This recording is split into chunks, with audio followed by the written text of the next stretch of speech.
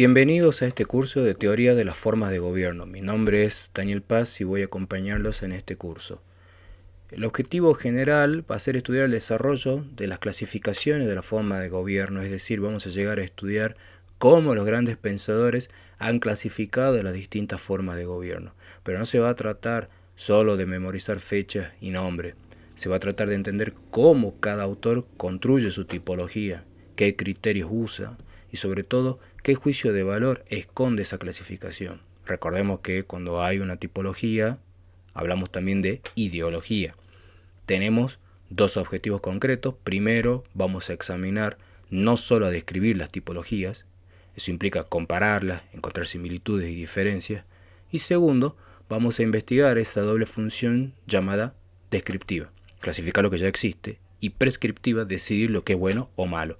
Muchas veces los autores se presentan como simples observadores neutrales, pero detrás de cada clasificación hay una toma de posición política.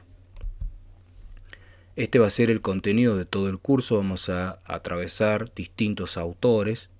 Hoy vamos a empezar haciendo una introducción y vamos a hablar de Heródoto. Vamos a hablar de la introducción, algunas consideraciones generales. Entramos en el núcleo metodológico del curso. Tenemos que decir que toda teoría de la forma de gobierno hace dos cosas: describe y prescribe. Es decir, describe y emite un juicio de valor. ¿Por qué es importante distinguirlo? Porque muchas veces los autores esconden sus preferencias bajo una falsa neutralidad. Entonces, cuando lean a un autor, siempre hay que preguntarse, ¿está describiendo o está evaluando? Muchas veces está haciendo ambas cosas al mismo tiempo.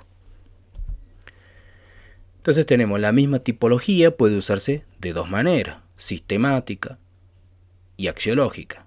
La sistemática, por ejemplo, gobierno de uno, gobierno de pocos, gobierno de muchos. Esto sería un orden lógico. La axiológica es el político que jerarquiza los gobiernos del mejor al peor. Esto es un orden valorativo. La mayoría de los grandes teóricos hacen ambas cosas. Por ejemplo, se usa la tipología sistemáticamente, pero inmediatamente se las ordena de la menos mala a la peor.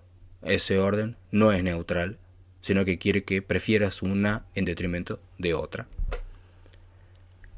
Entonces, sobre el uso axiológico, que sería la primera posición, es la de una filosofía relativista e historicista, según la cual cada forma de gobierno es adecuada para la situación histórica concreta que la produjo y que no podría producirse de otra forma. La segunda posición, todas las formas de gobierno reales son malas. La tercera posición, que es la más frecuente, no todas las formas de gobierno son malas, algunas son buenas. ¿Y ustedes en qué posición se ubican? ¿Creen que hay formas de gobierno objetivamente mejores que otras y todo depende del contexto?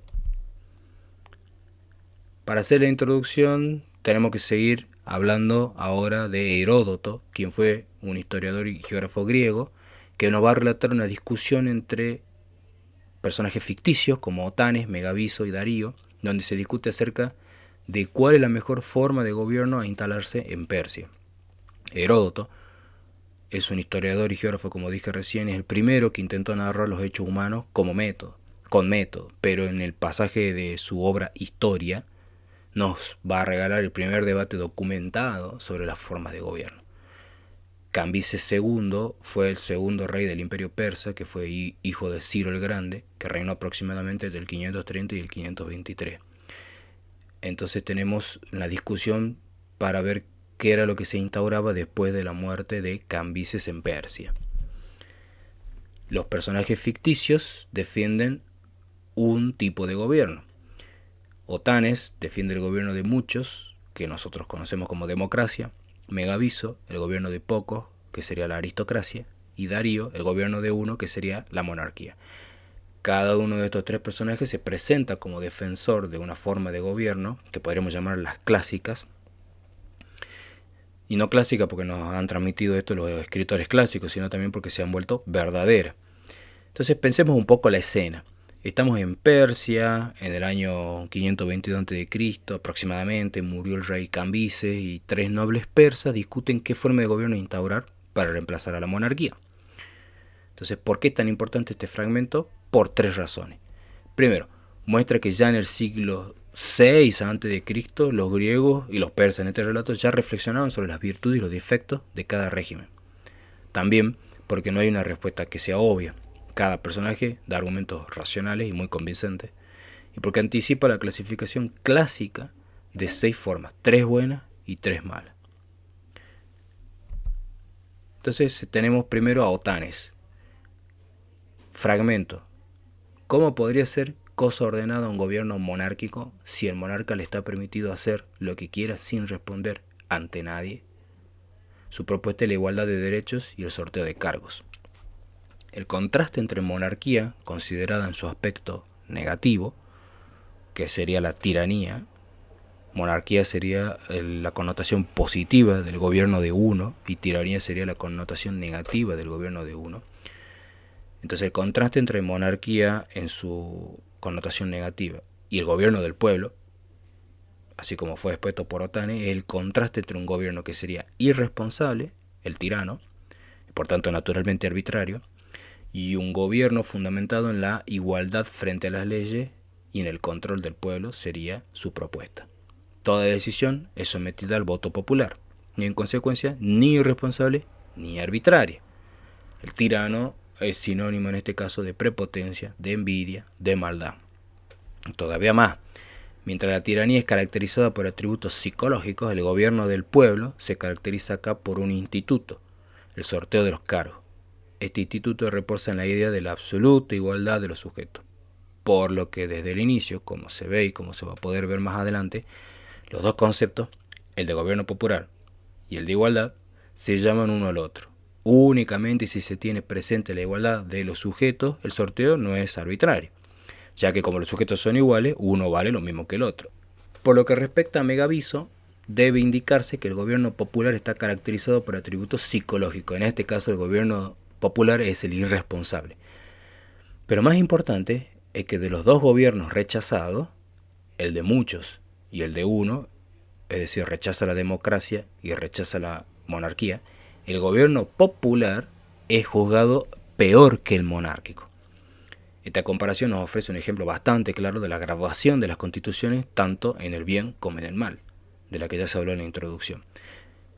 Fragmento. Nada hay más obtuso y prepotente que una multitud inepta, lanzándose sin inteligencia sobre los acontecimientos semejante a un tormentoso río. Esto es un fragmento claro de la literatura y de las obras de Heródoto, donde se ve claramente su repudio hacia el gobierno de muchos, y su propuesta sería la aristocracia, que sería el gobierno de los mejores o, como dijimos anteriormente, el gobierno de pocos. Del gobierno de pocos se limita a decir, Megaviso, digamos, con una verdadera y propia declaración de principio, que de los mejores hombres sean o saldrán las mejores decisiones. Y por último, Darío, fragmento. Nada mejor podría parecer que un solo hombre, el mejor. En una oligarquía nacen graves enemistades personales. De aquí brotan las facciones, se llega a la monarquía. Su defensa es para la monarquía, asegurando estabilidad y unidad. Es decir, acá aparece la primera condena al gobierno de pocos, que sería la aristocracia, porque Otanes criticó el gobierno tiránico, pero no el oligárquico. Y Megaviso consideró el gobierno de pocos como el mejor. El punto débil de la oligarquía es la facilidad con la que el grupo dirigente se escinde en facciones contrapuestas, es decir, la falta de una sola dirección, que es indispensable para la unidad del Estado, forma este punto débil. Y el punto débil del gobierno popular es precisamente lo opuesto. No la discordia de los buenos, sino el acuerdo de los malvados. La sólida amistad entre los malvados. No la separación de lo que debería estar unido, sino la conspiración de lo que debería estar separado. Aunque por razones opuestas, tanto el gobierno de pocos como el de muchos son malas. El argumento de Darío en favor de la monarquía debe tenerse siempre presente. La superioridad de la monarquía sobre otras constituciones depende de que ella obedece a una necesidad histórica y es la única capaz de asegurar la estabilidad del poder. No carece de importancia que nos encontremos desde el inicio con este tema de la estabilidad. porque como vamos a ver, la capacidad de una constitución de durar, de no corromperse, de no degradarse, de no convertirse en una constitución opuesta, es uno de los más importantes y si no el principal criterio que se emplea para distinguir las constituciones buenas de las constituciones malas. Entonces tenemos acá un cuadro clásico de las 6 formas, donde tenemos las formas en su connotación positiva a la izquierda y las formas en su connotación negativa a la derecha. En la connotación positiva tenemos la monarquía como el gobierno de uno, la aristocracia como el gobierno de pocos y la democracia como el gobierno de muchos. En su connotación negativa tenemos a la tiranía como el gobierno de uno, a la oligarquía como el gobierno de pocos y a la oclocracia como el gobierno de muchos. Entonces acá tenemos una doble entrada, entramos con el cómo, si gobierna bien o si gobierna mal, y con el quién, si gobierna uno, si gobiernan pocos o si gobiernan muchos. Por ejemplo, si gobiernan bien o de manera positiva en su connotación positiva, tenemos el monarca para el gobierno de uno, la aristocracia para el gobierno de pocos y la democracia para el gobierno de muchos. Si gobierna mal, tenemos para el gobierno de uno la tiranía, para el gobierno de pocos la oligarquía y para el gobierno de muchos la oclocracia. Es decir, tenemos otra vez dos criterios. Criterio 1, ¿quién gobierna? Uno, pocos o muchos. Y criterio segundo, ¿cómo gobierna? Si gobierna bien, o sea, recto o mal, desviado. Como conclusiones tenemos que toda teoría de la forma de gobierno es descriptiva, que se dedica a clasificar, y axiológica, que se dedica a emitir un juicio de valor. Heródoto expone 3 formas básicas: monarquía, aristocracia y democracia. Y cada una puede ser buena o mala según cómo se ejerce el poder. No hay forma perfecta en abstracto. La valoración siempre depende del contexto y de los valores de quien clasifica.